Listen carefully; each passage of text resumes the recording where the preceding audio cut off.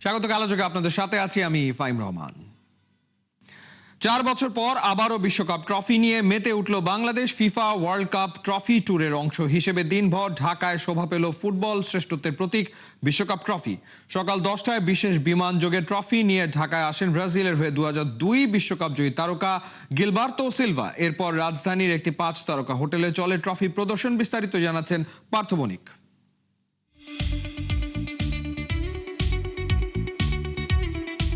6 confederation, 206 দেশ, 2.5 বছরের বাছাই পর্বে সব ধুমধুমার লড়াই।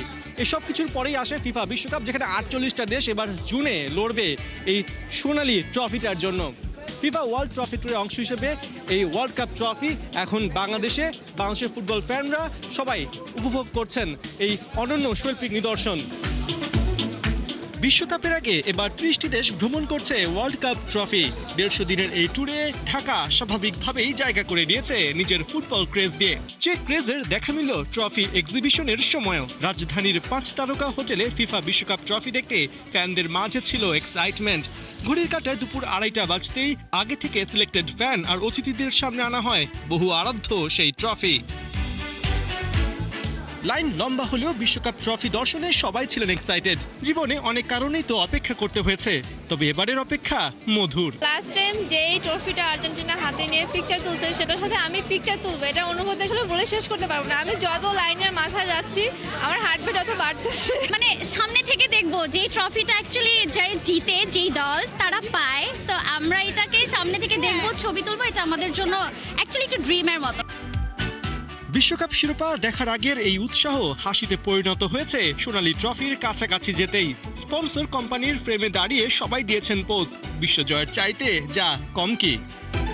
ট্রফিটা দেখে খুবই ভালো লাগছে, কারণ এতদিন টিভিতে দেখে আসছি। টিভিতে দেখার পর এখন সামনাসামনি দেখতে পাচ্ছি, এটার অনুভূতি এখনো ব্যাখ্যা করা যাচ্ছে না। কল্পনা করতে পারিনি যে এত কাছ থেকে এই বিশ্বকাপের ট্রফি দেখতে পাবো, যেই বিশ্বকাপের ট্রফির জন্য CR7 এখনও কষ্ট করে যাচ্ছে, যেই বিশ্বকাপ ট্রফির জন্য নেইমার এখনও মানে আধুরা টাইপের একটা ব্যাপার স্যাপার। বুধবার সকাল 10টায় ঢাকায় অবতরণ করে বিশ্বকাপ বহনকারী বিশেষ বিমান। সেখানে ট্রফি নিয়ে নেমে আসেন 2002 বিশ্বকাপ জয়ী ব্রাজিলিয়ান মিডফিল্ডার গিলবার্তো সিলভা। বাফুফে কর্তাদের সাথে ট্রফি রিসিভ করেন বাংলাদেশ জাতীয় ফুটবল দলের ক্যাপ্টেন জামাল ভুঁইয়া ও মোরসালিন। বিমানবন্দরের পর এদিন এক্সিবিশন সেন্টারেও ছবি তুলতে দেখা গেছে দুজনকে। জানিয়েছেন বিশ্বকাপ ট্রফির সোনার পরশে এগিয়ে যাক দেশের ফুটবল। আমি চাই অনেক এগিয়ে যাইতে হবে। আই থিঙ্ক সবাই চায়, না? আপনিও চান, আমি জানি না আপনি চান নাকি, বাট ম্যাক্সিমাম তো চাই বাংলাদেশ ফুটবল অনেক এগিয়ে যাবে। এটা অবশ্যই আমাদের জন্য অনুপ্রেরণা। আমরা এই অনুপ্রেরণা কাজে লাগিয়ে অবশ্যই আমরা ওয়ার্ল্ড কাপ খেলার জন্য যেটা করা দরকার আমরা ইনশাল্লাহ সেটা করি। এবার ঢাকায় বিশ্বকাপ ট্রফি দেখানো হয়েছে অল্প সময়ের জন্য।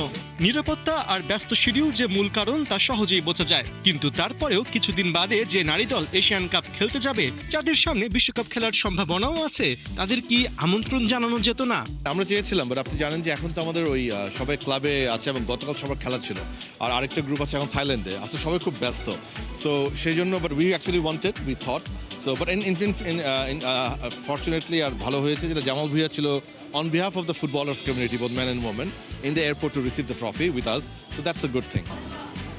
বাফুফে কর্তা থেকে আমন্ত্রিত সাবেক ফুটবলাররা এদিন বিশ্বকাপের সাথে ছবি তুলেছেন। উচ্ছ্বাসের পাশাপাশি জানিয়ে গেছেন কার হাতে দেখতে চান এবারের বিশ্বকাপ ট্রফিটা। ব্যক্তিগতভাবে আমি ব্রাজিলের সাপোর্টার, এবং ছোটো ছোটো টিমগুলো মরক্কোর মতো টিম গতবার সেমিফাইনাল খেলেছে। সেই ক্ষেত্রে আমি মনে করি যে এটা একটা হাড্ডাহাড্ডির লড়াই হবে। আমি ব্যক্তিগতভাবে আর্জেন্টিনার সাপোর্টার। আমি চাই এই কাপটি, আমি যেখানে ছবি তুলতে পেরেছি আনন্দিত, আমি চাই এবারও মেসির লাস্ট ওয়ার্ল্ড কাপে মেসির হাতে কাপটি যাক। 2002, 2013, 2022-এর পর চতুর্থবার 2026-এ ফিফা বিশ্বকাপ ট্রফি এলো বাংলাদেশে। বাংলাদেশের ফুটবল ফ্যানদের যে ক্রেজ, সেটা দেখেই ফিফা যে 30টা দেশ সিলেক্ট করেছে, তার মধ্যে তারা বেছে নিয়েছে বাংলাদেশকে। এই বিশ্বকাপ ট্রফি বাংলাদেশের ফুটবলের নবজাগরণের প্রতীক হয়ে থাকবে, এটাই আশা করছেন ভক্তরা। পার্থ বণিক, 71, ঢাকা। প্রথমবারের মতো হওয়া সাফ ফুটসাল চ্যাম্পিয়নশিপে দুর্দান্ত এক ম্যাচ উপহার দিয়েছে বাংলাদেশ ভারত। বারবার এগিয়ে গেলেও শেষ পর্যন্ত অবশ্য জয় পায়নি লাল সবুজের প্রতিনিধিরা। 4-4 গোলের ড্রতেই শেষ হয়েছে বাংলাদেশ ভারতের প্রথম ম্যাচের 9ম মিনিটে মঈন আহমেদের গোলে ম্যাচে প্রথমবার এগিয়ে যায় বাংলাদেশ, তবে 3 মিনিট পরেই সমতায় ফেরে ভারত। ম্যাচের 16তম মিনিটে আবারও লিড নিয়েছিল বাংলাদেশ, তবে সেই লিডও বেশিক্ষণ ধরে রাখতে পারেনি লাল সবুজের প্রতিনিধিরা। বিরতির আগে শেষ মুহূর্তে গোল করে সমতায় শেষ হয় প্রথমার্ধের খেলা। ম্যাচের দ্বিতীয়ার্ধে অবশ্য ভারত নিয়েছিল দুবার লিড, তবে বাংলাদেশ বারবারই ফিরে এসছে ম্যাচে। শেষ পর্যন্ত নির্ধারিত সময়ে 4-4 গোলে শেষ হয়েছে খেলা।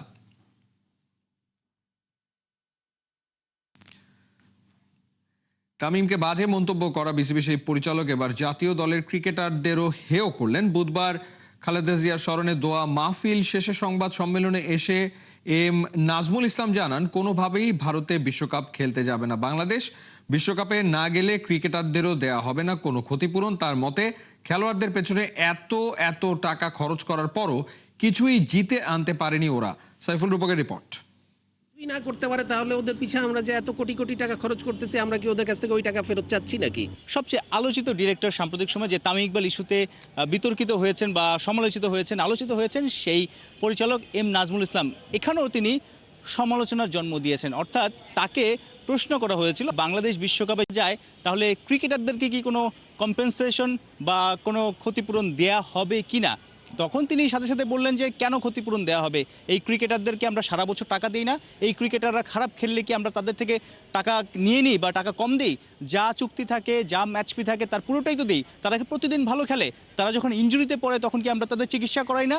এই ধরনের বক্তব্য তিনি বা তার মানসিকতা এই ধরনের কথাই তিনি বলেছেন। ক্রিকেটাররা যদি বলে যে আমরা বিশ্বকাপ খেলতে পারছি না, আমাদের একটু ক্ষতিপূরণ দিলে ভালো হয়, তখন আপনাদের ব্যাখ্যাটা কি? আমাদের কোনো ব্যাখ্যা নাই, কারণ হচ্ছে এই প্রশ্নের উত্তর প্রশ্নটা তুলতেই পারবে না। কারণ হচ্ছে যে আমরা যে ওদের পিছে এত খরচ করতেছি, বিভিন্ন জায়গায় গিয়ে ওরা কিছুই করতে পারতেছে না। আজ পর্যন্ত আমরা একটা বই শিক্ষা আনতে পারছি? কোনো একটা জায়গায় আমরা কতটুকু কি করতে পারছি? আমরা তাহলে তো প্রত্যেকবারই আমরা বলতে পারি যে তোমরা খেলতে পারো না, তোমাদের পিছে যা খরচ করছি এটার এবার তোমাদের কাছ থেকে আমরা নিতে থাকি, ফেরত দাও। বিশ্বকাপে নাম থাকা প্রত্যেক দেশের ক্রিকেট বোর্ডই আইসিসি থেকে যে প্রিপারেশন ফি বা প্রিপারেশন মানিটা সেটা অলরেডি পেয়ে গেছে। তাই এই পরিচালক বলেছেন ক্রিকেট বোর্ডের কোনো লস নেই যদি বিশ্বকাপে বাংলাদেশ দল অংশ না নেয় বা বাংলাদেশ না খেলে। বাংলাদেশ ক্রিকেট বোর্ডের কোনো ক্ষতি হবে না, ক্রিকেটারদের ক্ষতি হবে একমাত্র সিকিউরিটি রিজনে। কারণ হচ্ছে আমাদের এনওসি ছাড়া, গভর্নমেন্ট এনওসি ছাড়া, জিও ছাড়া আমরা এক কদমও দেশের বাইরে যেতে পারবো না। অতএব আমরা এই বিষয়ে সরকারের সিদ্ধান্তের এক চুল নড়তে পারবো না। 2022 সালের যে আইসিসির ফাইন্যান্সিয়াল মিটিং হয়েছে, সেই মিটিংয়ে that has already been set. এর পরের কোনো বিশ্বকাপ বা এর পরের কোনো বাইলেটারাল সিরিজ বলি, ইন্টারন্যাশনাল বলি, সেগুলোর সাথে এটার সম্পর্ক থাকতে পারে। সেগুলোর জন্য কারণ হচ্ছে, ধরেন একটা প্রশ্ন করতে পারেন যে আমাদের পরবর্তী যে সমস্ত এফটিপি অনুযায়ী যে সমস্ত দলগুলি আমাদের দেশে আসার কথা, তারা আসবে কি আসবে না, এটার অনেক ইয়েস নো ভেরি গুড প্রশ্ন থাকতে পারে। বেগম খালেদা জিয়ার স্মরণে বাংলাদেশ ক্রিকেট বোর্ডের যেই দোয়া মাহফিল, সেখানে অনেক পরিচালকে এসেছেন, সেখানে অফ দ্য রেকর্ডে অনেক কথাই শোনা যাচ্ছে। আইসিসি যেহেতু অনুরোধ করেছে তাদেরকে ভারতে খেলার, সেই অনুরোধ তো আসলে একদম সরাসরি মানা করে দিয়েছে বাংলাদেশের ক্রিকেট কর্তারা, অর্থাৎ ভারতে বাংলাদেশ ক্রিকেট বোর্ড কোনোভাবেই দল পাঠাতে চাইছে না। সেই জায়গাটাতে এখন আইসিসির সাথে নেগোসিয়েশন চলবে। সেই নেগোসিয়েশনে বাংলাদেশ ক্রিকেট বোর্ড থেকে যে প্রস্তাবটা যাওয়া হতে পারে সেটা হলো গ্রুপ যেন চেঞ্জ করে দেওয়া হয়। অর্থাৎ বাংলাদেশ দল যেহেতু এখন সি গ্রুপে আছে, সি গ্রুপের খেলাগুলো যেহেতু কলকাতা, মুম্বাইতে আছে, ভারতে আছে, এই বাংলাদেশ দলকে যদি বি গ্রুপে নিয়ে নেওয়া হয়, অর্থাৎ শুধু বাংলাদেশকে বি গ্রুপে নিয়ে বি গ্রুপের যে দলগুলো আছে, অর্থাৎ শ্রীলঙ্কা তো হোস্ট, অস্ট্রেলিয়া বড় দল, সেই জায়গাটাতে জিম্বাবুয়ে, আয়ারল্যান্ড, ওমান, যে কোনো এই 3 দল থেকে যে কোনো এক দলকে রাজি করিয়ে তাদেরকে যদি সি গ্রুপে নিয়ে আসা হয় এবং বাংলাদেশকে যদি বি গ্রুপে দেয়, তাহলে বি গ্রুপের খেলাগুলো শ্রীলঙ্কাতে হবে। যেই সমস্যাটা তৈরি হয়েছে, যে সংকটটা আছে, সেটা সমাধানের একটা বড় জায়গা এটাই। অর্থাৎ বাংলাদেশ ক্রিকেট দলকে যদি বি গ্রুপে নেওয়া হয় তাহলেই আসলে বিশ্বকাপে বাংলাদেশের খেলাতে কোনো সমস্যা হওয়ার কথা না। সো এখন আগামী 2-4 দিনের মধ্যেই বোঝা যাবে বাংলাদেশ ক্রিকেট দলের ভাগ্যে কি আছে। সাইফুল রূপক, 71। যে বিসিবির হওয়ার কথা ছিল ক্রিকেটারদের অভিভাবক, আগলে রাখার আশ্রয় সেই বিসিবি পাবলিক স্কুল পড়ুয়া ছাত্রের মতো বকাঝকা করছে জাতীয় দলের ক্রিকেটারদের। বিসিবির এক পরিচালক ক্রিকেটারদের দীর্ঘদিনের অর্জিত সম্মানের কথা চিন্তা না করে একের পর এক অসম্মানজনক বক্তব্য করে যাচ্ছে ক্রিকেটারদের সম্পর্কে। বিসিবির সভাপতিকেও যেন ভয় নেই তার। বিসিবির ফাইন্যান্স কমিটির চেয়ারম্যান কি আসলে ক্রিকেটের ভালো চাইছেন? ফয়সাল হাবিবের রিপোর্ট। 18 বছর বয়সে ভারতের অল টাইম গ্রেট পেসারদের মধ্যে একজন জহির খানকে ডাউন দ্য উইকেটে গিয়ে ছক্কা মেরে সবার হৃদয়ে অবস্থান নিয়েছিলেন তামিম ইকবাল। সেদিন ধারাভাষ্যে ইয়ান বিশপ বলেছিলেন, তামিমের মনে সিনিয়র জহির খানের জন্য কোনো সম্মানই নাই। সেদিনের তামিম পরবর্তীতে ভারতের বিপক্ষে 3 ফরম্যাট মিলিয়ে একটা সেঞ্চুরি এবং 8টা 50-র সাথে করেছেন 1000-এর বেশি রান। অথচ সেই ব্যাটারকে বিসিবির এক অখ্যাত পরিচালক পাবলিক প্ল্যাটফর্মে ভারতের দালাল বলে আক্রমণ করলেন।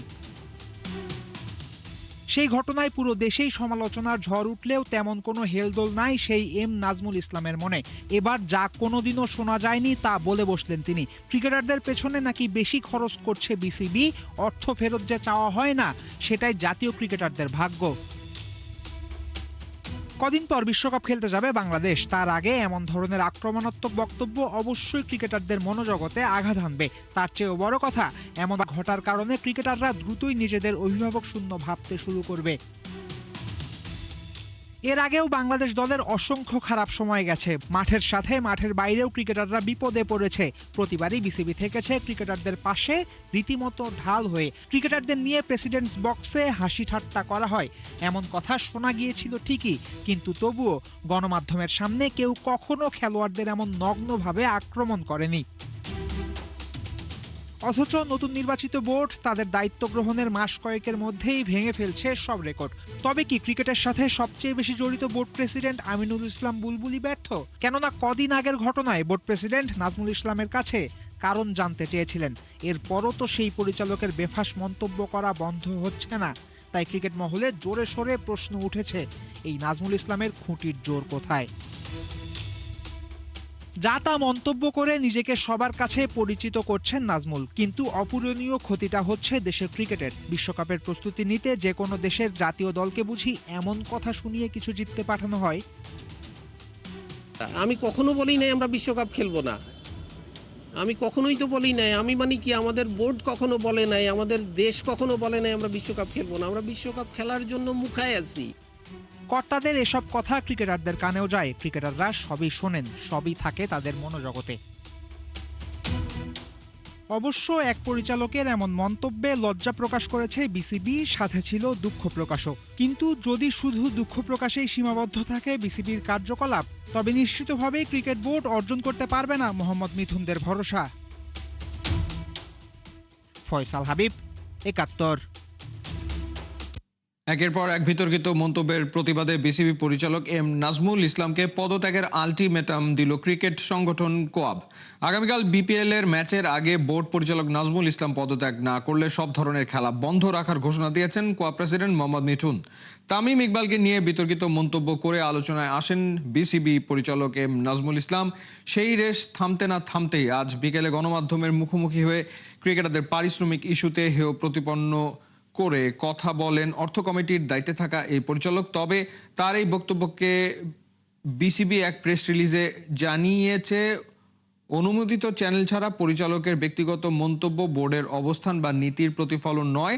পারিশ্রমিক ইস্যুতে এম নাজমুল ইসলামের দেয়া সেই বক্তব্যের প্রতিবাদেই বুধবার 9:30টায় জুমে প্রেস কনফারেন্সের মাধ্যমে তার পদত্যাগের দাবি জানিয়েছেন মোহাম্মদ মিঠুন। দাবি অনাদায়ে ক্রিকেট বর্জনেরও হুঁশিয়ারি দিয়েছেন কোয়াব প্রেসিডেন্ট।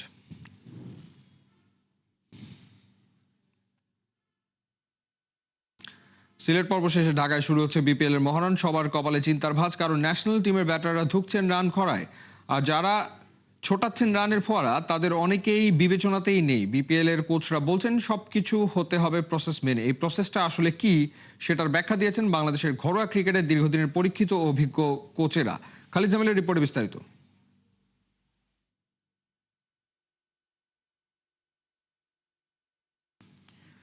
এই রিপোর্টটা আমরা পরে দেখানোর চেষ্টা করব আপনাদের। এক রাতে আফ্রিকার 2 মহারণ, আফ্রিকা কাপ অফ নেশনসের 2 সেমিফাইনালে মুখোমুখি 4 দল।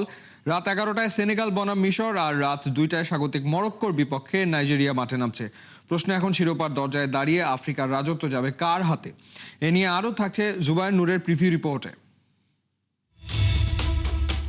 গোলের গর্জন, স্টেডিয়াম জুড়ে চাপা উত্তেজনা, আর একটা মাত্র ভুলেই সব শেষ। মঞ্চটা প্রস্তুত, নাটকের নাম Africa cup of Nations semifinal, যেখানে প্রথম সেমিফাইনালে সেনেগাল মুখোমুখি মিশরের। একদিকে আক্রমণাত্মক ধার, অন্যদিকে টিকে থাকার শিল্প। আত্মবিশ্বাসের টইটুম্বুর সেনেগাল আফ্রিকার 2 নম্বর দল। 5 ম্যাচে 4 জয় 11 গোল। সংখ্যাটাই বলে দিচ্ছে লায়ন্স অফ তেরেঙ্গা কতটা ক্ষুধার্ত। গ্রুপ পেরিয়ে সুদানের বিপক্ষে 3-1, কোয়ার্টারে মালির বিপক্ষে 1-0 নকআউটে যেন নির্বিঘ্ন যাত্রা। আক্রমণের ঝলক যতটা চোখে পড়েছে ততটাই প্রশংসনীয় রক্ষণ। শেষ 5 ম্যাচে 3টি ক্লিনশিট। সাদিও মানের নেতৃত্বে এই দল জানে কখন গতি বাড়াতে হয়, কখন ম্যাচের লাগাম ধরতে হয়। মিশরের গল্পটা ভিন্ন। 7 বারের চ্যাম্পিয়নরা এসেছে লড়াই করে, কখনো শেষ মিনিটে, কখনো পেনাল্টিতে। গ্রুপে 2 জয় 1 ড্র, কিন্তু প্রতিটি জয়েই প্রশ্নচিহ্ন। নকআউটে বেনিনকে অতিরিক্ত সময়ে হারানো, কোয়ার্টারে আইভরি কোস্টের বিপক্ষে 3-2 জয়ের পরও রক্ষণে রয়ে গেছে ফাঁক। তবুও এক নামেই ভরসা, মোহাম্মদ সালাহ। 4 গোল করে গোল্ডেন বুটের দৌড়ে থাকা লিভারপুল তারকা এবার সুযোগ পাচ্ছেন সাবেক সতীর্থ মানের বিপক্ষে নিজের গল্প লেখার। ইতিহাস অবশ্য সেনেগালের পক্ষে। শেষ 5 দেখায় মিশরের বিপক্ষে মাত্র 1 গোলই পেয়েছে ফারাওরা। রাতের দ্বিতীয় সেমিফাইনালে স্বাগতিক মরক্কোর সামনে আফ্রিকার জায়ান্ট নাইজেরিয়া। প্রত্যাশার চাপকে পায়ে মারিয়ে সুপার ইগলসরা খেলছে প্রাণবন্ত ফুটবল। 5 ম্যাচে 5 জয় 14 গোল। টুর্নামেন্টের সর্বোচ্চ স্কোরার তারা। ওসিম্যান, লুকম্যান, অ্যাডামসের আক্রমণ ভাগে প্রতিপক্ষের নিঃশ্বাস বন্ধ। পেছনে বাসে আজায়ের দৃঢ়তা, তবে বড় ধাক্কা। অধিনায়ক উইলফ্রেড এনদিদি নিষিদ্ধ, তাই মাঝমাঠে ভারসাম্যর পরীক্ষা নেবেন অনিয়েডিকা। মরক্কো আবার ভিন্ন মেরুর দল। ঘরের মাঠ, সংগঠিত রক্ষণ আর নিখুঁত ট্রানজিশন, এই 3 অস্ত্রেই তারা ভয়ঙ্কর। পুরো টুর্নামেন্টে মাত্র 1 গোল হজম করেছে তারা। ব্রাহিম ডিয়াজ 5 ম্যাচে 5 গোল করে ছুঁয়েছেন ইতিহাস। হাকিমির ফেরায় আত্মবিশ্বাস বেড়েছে, যদিও সাইস ওনাহি না থাকায় অভিজ্ঞতার ঘাটতি আছে। দুটি সেমিফাইনাল, দুটি ভিন্ন গল্প। একদিকে আক্রমণ বনাম ধৈর্য, অন্যদিকে আগ্রাসন বনাম সংগঠন। এক রাতে ঠিক হয়ে যাবে আফ্রিকার নতুন 2 ফাইনালিস্ট। অপেক্ষা শুধু শেষবাসী, কার স্বপ্ন বাঁচে আর কারই বা রাজত্ব থামে। জুবায়ের নূর, 71। খেলাযোগে সরাসরি সংবাদ অনুষ্ঠান দেখতে চোখ রাখুন 71 ফেসবুক পেজ এবং সাবস্ক্রাইব করুন 71 ইউটিউব চ্যানেল। 71 সাথেই থাকুন।